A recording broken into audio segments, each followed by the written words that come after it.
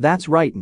The Meissner effect describes the characteristic behavior of superconductors to completely expel magnetic fields as they are cooled below their critical temperature and enter the superconducting state.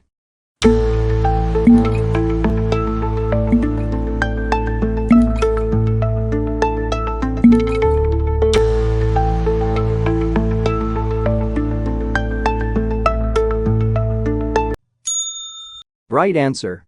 The Meissner effect, along with zero electrical resistance, is a defining characteristic of superconductors below their critical temperature.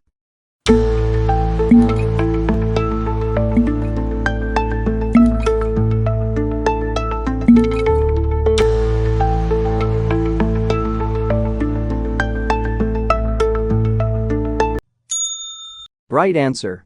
The Meissner effect is a perfect diamagnetism that actively expels magnetic fields, unlike a hypothetical perfect conductor, which would simply trap an existing magnetic field inside.